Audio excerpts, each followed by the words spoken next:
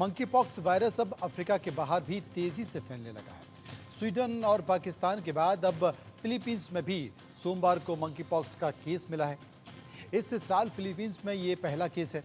इससे पहले दिसंबर में भी इस वायरस के केस मिले थे। फिलीपींस के स्वास्थ्य विभाग ने बताया कि मरीज अपने देश से कहीं बाहर नहीं गया था। मरीज में कौन सा वेरिएंट मिला है इसका पता नहीं चल पाया है। इसके पहले पाकिस्तान में 16 अगस्त को मंकी पॉक्स के 3 केस मिले थे। तीनों मरीज यूएई के यात्रा करके लौटे थे। वहीं स्वीडन में 15 अगस्त को मंकी पॉक्स का मामला सामने आया था। अफ्रीका के बाद यह पहला मामला था। रिपोर्ट के मुताबिक मरीज में मंकी पॉक्स का क्लेड आई वेरिएंट पाया गया, जो कि एक जानलेवा वेरिएंट है। विश्व स्वास्थ्य संगठन ने 14 अगस्त को मंकी पॉक्स को ग्लोबल पब्लिक हेल्थ इमरजेंसी घोषित किया। ये 2 साल में तीसरी बार है जब इस बीमारी को हेल्थ इमरजेंसी बताया गया। WHO की रिपोर्ट के मुताबिक इस साल विश्व में मंकी पॉक्स से अब तक 537 लोगों की मौत हो चुकी है। कांगो की इस बीमारी का प्रकोप फैला हुआ है और अब इसकी चपेट में कांगो के पड़ोसी देश भी आ रहे हैं। मंकी पॉक्स चेचक जैसी एक वायरल बीमारी है। आमतौर पर इस वायरस से संक्रमण से ज़्यादा दुष्प्रभाव नहीं होते हैं, लेकिन कुछ मामलों में ये घातक हो सकता है। इसके चलते फ्लू जैसे लक्षण दिखते हैं और शरीर पर मवाद से भरे घाव हो जाते हैं। ये virus orthopox virus genus family का मेंबर है, जो कि स्मॉल पॉक्स के लिए भी जिम्मेदार है। WHO इसलिए भी परेशान है क्योंकि मंकी पॉक्स के अलग अलग प्रकोप में मृत्यु दर अलग अलग देखी गई है। कई बार तो ये 10% से भी ज़्यादा है। मंकी पॉक्स के संक्रामक बीमारी है, यानी कि जो बीमारी एक मरीज से दूसरे मरीज में फैलती है। इसलिए भी विश्व स्वास्थ्य संगठन की चिंता बढ़ गई है।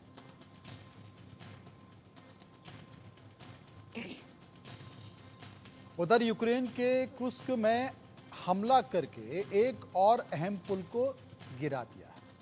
यूक्रेन के वायुसेना कमांडर माइकोला अलेश्चुक ने सोशल मीडिया पर इससे जुड़ा एक वीडियो भी शेयर किया है। उन्होंने कहा कि इस पुल का बहुत ही रणनीतिक महत्व है। इसके टूटने के बाद अब रूस की सप्लाई लाइन पर भी असर पड़ेगा। रूस में ये दूसरा पुल है जिसे यूक्रेन ने तबाह कर दिया है। 2 दिन पहले यूक्रेनी सेना ने कुर्स्क के ग्लुशोकोबा में एक और पुल गिरा दिया था। रॉयटर्स के मुताबिक ये पुल सीम नदी पर बना हुआ था। ये यूक्रेन की सीमा से 15 किलोमीटर दूर है। अभी तक इस बात की आधिकारिक जानकारी नहीं मिल पाई है कि रविवार को जिस पुल पर हमला हुआ वो वास्तव में क्या हुआ। हालांकि रूसी टेलीग्राम चैनलों ने यह दावा किया है कि जोआनेव गांव में सीम नदी पर बने दूसरे पुल पर हमला हुआ। यूक्रेन ने बेलारूस की सीमा पर भी हजारों सैनिक तैनात कर रखे हैं। ये दावा बेलारूस के राष्ट्रपति अलेक्जेंडर लुकाशेंको ने किया है। उन्होंने कहा कि रविवार को एक इंटरव्यू में यूक्रेन ने जुलाई की शुरुआत में बेलारूस की सीमा पर 1,20,000 सैनिक तैनात किए थे। उन्होंने बाद में इसमें और इजाफा किया। लुकाशेंको ने कहा है कि इसके जवाब में बेलारूस की 1/3 सेना यूक्रेन से लगे बॉर्डर पर तैनात कर दी गई है। हालांकि उन्होंने सैनिकों को स्पष्ट आंकड़ा नहीं बताया। रॉयटर्स के मुताबिक 2022 में बेलारूस के पास 60,000 सैनिक थे। ऐसे में ये माना जा रहा है कि बेलारूस के 20,000 से ज़्यादा सैनिक यूक्रेन की सीमा पर तैनात हैं। यूक्रेन के राष्ट्रपति व्लादिमीर ज़ेलेंस्की ने रविवार को कहा है कि कुर्स्क इलाके में हमला कर रहे हैं ताकि इसे बफर जोन बना सके। बफर जोन में 2 देशों के बीच में खाली जगह होती है। इस जगह पर किसी का कब्जा नहीं होता है।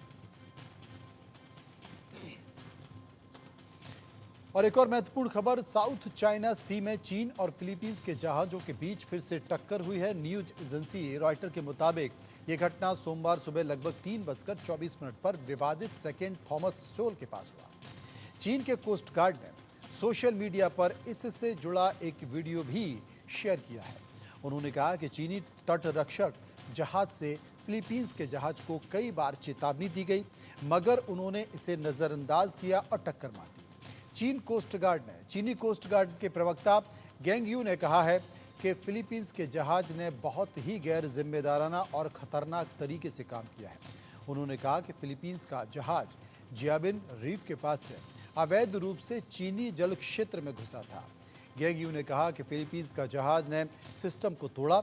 अब चीन ने फिलीपींस को चेतावनी दी है कि फिलीपींस को अपनी गलती का अंजाम भुगतने के लिए तैयार रहना चाहिए। दूसरी तरफ फिलीपींस ने कहा है कि चीनी जहाज उसके इलाके में खतरनाक तरीके से युद्धाभ्यास कर रहे हैं। इस दौरान फिलीपींस के जहाज़ों से टक्कर हो गई, जिसमें उनके 2 जहाज़ों को नुकसान भी पहुंचा है। फिलीपींस और चीन के जहाज़ों की टक्कर पहले भी हो चुकी है। 17 जून को दोनों देशों के जहाज सेकेंड थॉमस सोल के पास भिड़ गए। तभी दोनों पक्षों ने एक दूसरे को जिम्मेदार ठहराया। चीन और फिलीपींस के बीच इस इलाके में तनाव लंबे समय से जारी है। इससे पहले 22 अक्टूबर को चीन के एक कोस्ट गार्ड शिप ने फिलीपींस के कोस्ट गार्ड शिप को टक्कर मार दी। तब फिलीपींस के कोस्ट गार्ड ने आरोप लगाया कि चीनी कोस्ट गार्ड ने विवादित थॉमस शोल के उनके 3 जहाज़ों पर पानी की बौछार कर दी। उनमें से एक जहाज़ को टक्कर मार दी, जिससे जहाज के इंजन को गंभीर नुकसान पहुंचा है।